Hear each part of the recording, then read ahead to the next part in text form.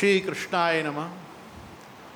नत्वा श्रीवल्लभाचार्यान् पुष्टिमार्गोपदेशकान् विठ्ठलेशान् गुरुन् स्तौमि बालकृष्ण मम प्रभुन्। आषाढ़ मास की योगिनी और शयनी एकादशी का महात्म्य।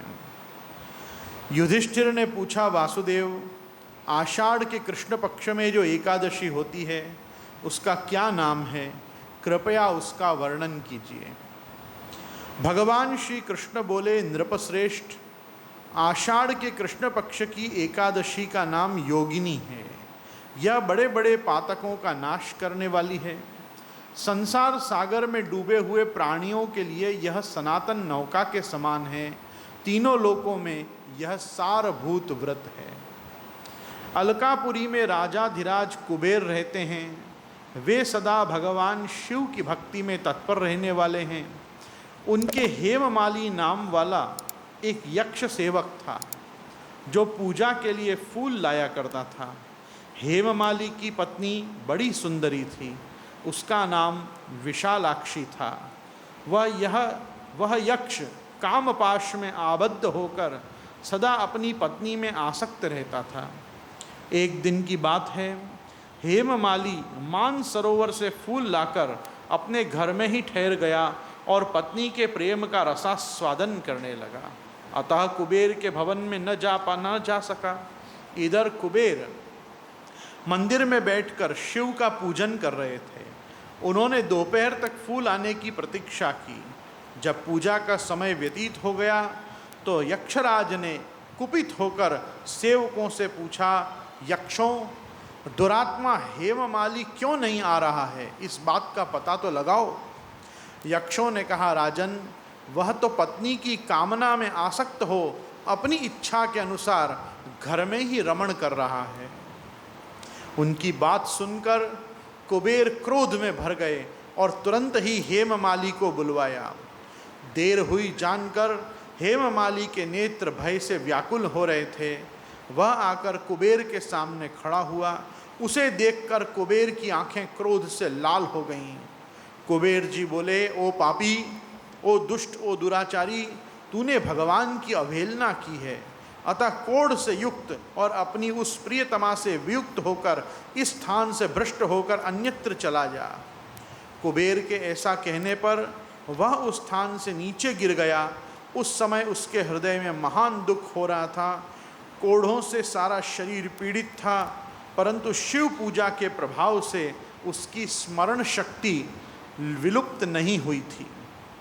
पातक से दबा होने पर भी वह अपने पूर्व कर्म को याद रखता था। तदनंतर इधर उधर घूमता हुआ वह पर्वतों में श्रेष्ठ मेरुगिरी के शिखर पर गया। वहाँ उसे तपस्या के पुंज मुनिवर मार्कंडेय जी का दर्शन हुआ। पापकर्मा यक्ष ने दूर से ही मुनि के चरणों में प्रणाम किया। मुनिवर मार्कंडेय ने उसे भय से कांपते देखकर परोपकार की इच्छा से निकट बुलाकर कहा, तुझे कोढ़ के रोग ने कैसे दबा लिया? तू क्यों इतना अधिक निंदनीय जान पड़ता है? यक्ष बोला, हे मुने, मैं कुबेर का अनुचर हूँ। मेरा नाम हेममाली है। मैं प्रतिदिन मानसरोवर से फूल ले आकर शिव पूजा के समय कुबेर को दिया करता था। एक दिन पत्नी सहवास के सुख में फंस जाने के कारण मुझे समय का ज्ञान ही नहीं रहा।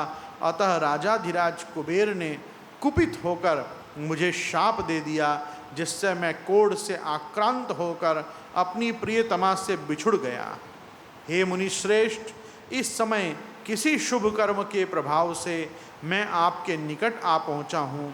संतों का चित्त स्वभावतः परोपकार में लगा रहता है। यह जानकर मुझ अपराधी को कर्तव्य का उपदेश दीजिए। मार्कंडेय जी ने कहा, तुमने यह सच्ची बात कही है, असत्य भाषण नहीं किया, इसलिए मैं तुम्हें कल्याणप्रद व्रत का उपदेश करता हूँ। तुम आषाढ़ के कृष्ण पक्ष में योगिनी एकादशी का व्रत करो। इस व्रत के पुण्य से तुम्हारी कोढ़ निश्चय ही दूर हो जाएगी। भगवान श्री कृष्ण कहते हैं, ऋषि के यह वचन सुनकर हेममाली दंड की भांति मुनि के चरणों में पड़ गया। मुनि ने उसे उठाया, इससे उसको बड़ा हर्ष हुआ। मार्कंडेय जी के उपदेश से उसने योगिनी एकादशी का व्रत किया, जिससे उसके शरीर का कोढ़ दूर हो गया। मुनि के कथनानुसार उस उत्तम व्रत का अनुष्ठान करने पर वह पूर्ण सुखी हो गया। नृपश्रेष्ठ, यह योगिनी का व्रत ऐसा ही बताया गया है, जो 88,000 ब्राह्मणों को भोजन कराता है, उसके समान ही फल उस मनुष्य को भी मिलता है जो योगिनी एकादशी का व्रत करता है। योगिनी महान पापों को शांत करने वाली और महान पुण्य फल देने वाली है। इसके पढ़ने और सुनने से मनुष्य सब पापों से मुक्त हो जाता है। श्री गोवर्धन नाथ की जय।